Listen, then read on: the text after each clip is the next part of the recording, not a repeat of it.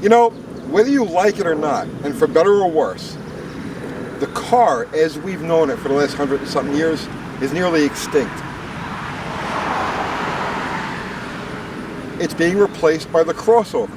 So you'll always have, cars will always exist in one form or another. They'll always be available as like sports cars or muscle cars or luxury cars. But in terms of like the everyday transportation, family car, daily driver, you know, regular car, they're gone. They're done.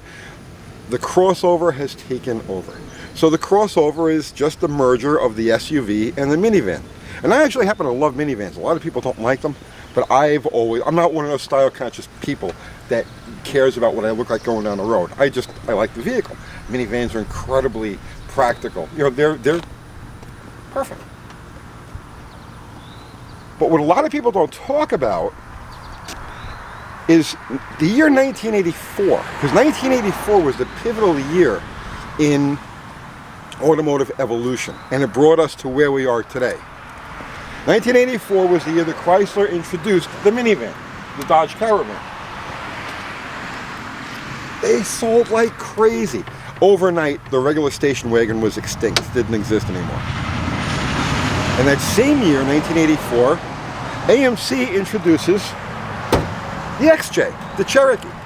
Now, it wasn't the first Cherokee. The first Cherokees were based on the big Wagoneers. And they weren't really practical. They were a specialty, exclusive kind of luxury off-road. It was like a gentleman's off-road thing, like a Land Rover.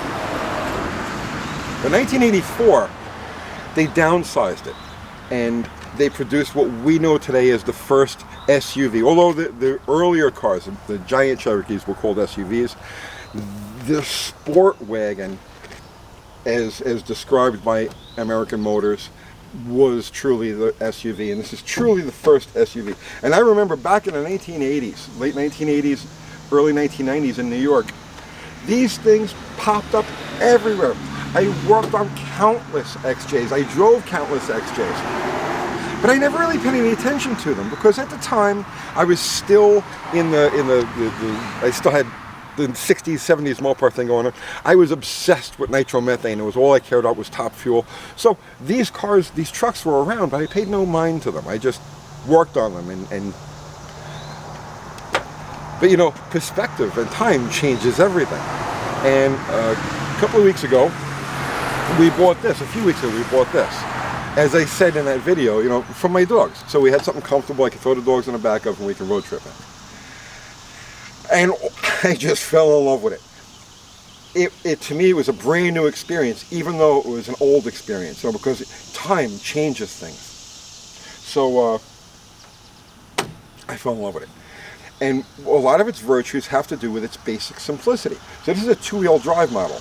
You know, it has a solid beam front axle. It's the same as a four-wheel drive model, except that it doesn't have a differential. It just has, even the spindles are the same spindles that would be on a four-wheel drive model.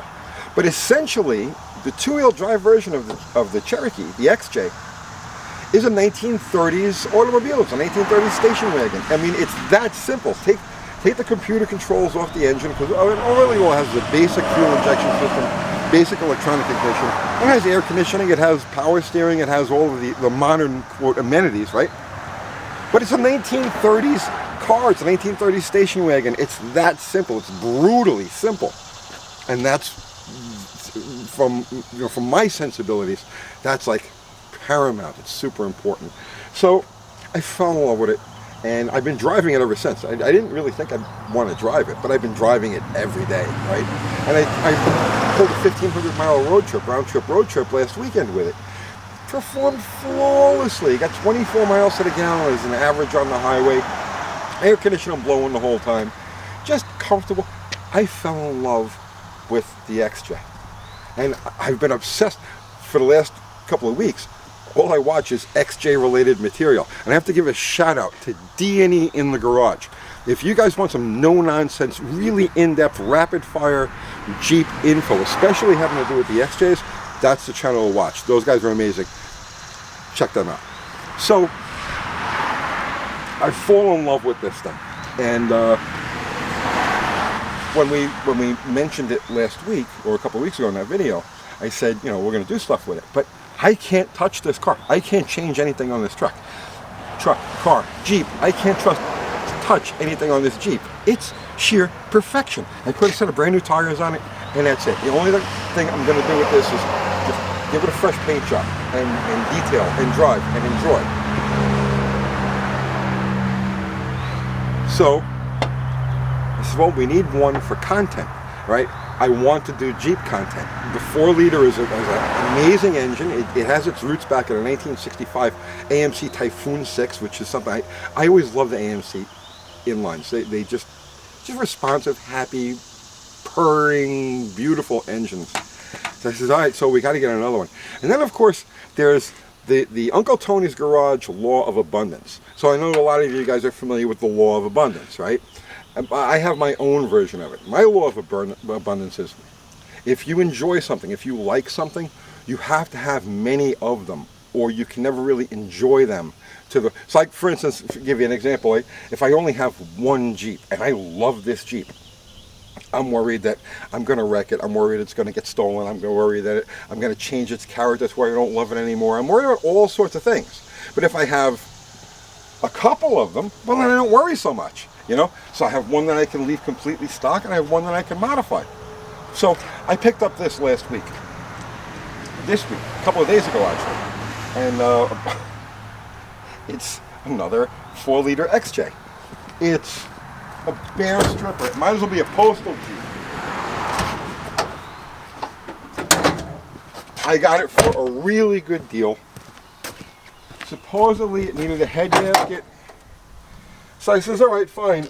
I'm not going to try to drive it. I'll get it up on a trailer. So I went and I got it running, and expecting it to, just have a little misfire or, need a head gasket. But this motor is utterly and completely pooched.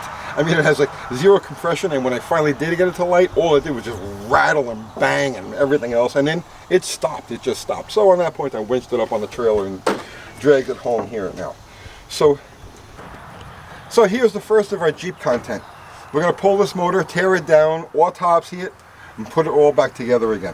I thought about doing like a stroker kit or something. That's still in the realm of possibility, but I don't want to go too crazy with it. So I bought this truck, and I was like, you know what? All right, here's the one. We'll go full-on Jeep with this thing. This is also 2-wheel drive. I says, we'll convert this to 4-wheel drive. We'll get a lift kit on it, get it up in the air, do like an XJ thing, right? Oh God! But then I start looking this truck over. Okay, Jeep. You can't call it a truck. It's a Jeep. It's a Jeep thing, right? So I start looking this thing over, and it is immaculate. This is the original paint. The original paint is great. It doesn't have a speck of rust anywhere on it. I mean, it's got one or two small dings. I think there's like one on the roof. Yeah, there's like one or two on the roof.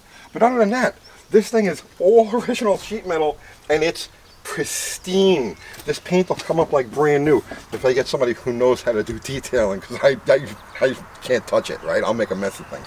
But I get a detailer on this, and this truck will come up as brand new. Even the interior, right? It needs a seat cover in the front. Well, both seats need to be recovered, but it's all there. It's in great condition. So I'm like, no, I can't lift this. I can't put 31s on it. I can't convert it to 4-wheel drive. I need to just do a restoration on this. And here's the thing about these trucks now, and this is what I'm realizing, is that there's a sudden interest in these. For years there was no interest. There were too many of them. AMC and then Chrysler built over 2 million of these things. So they were everywhere.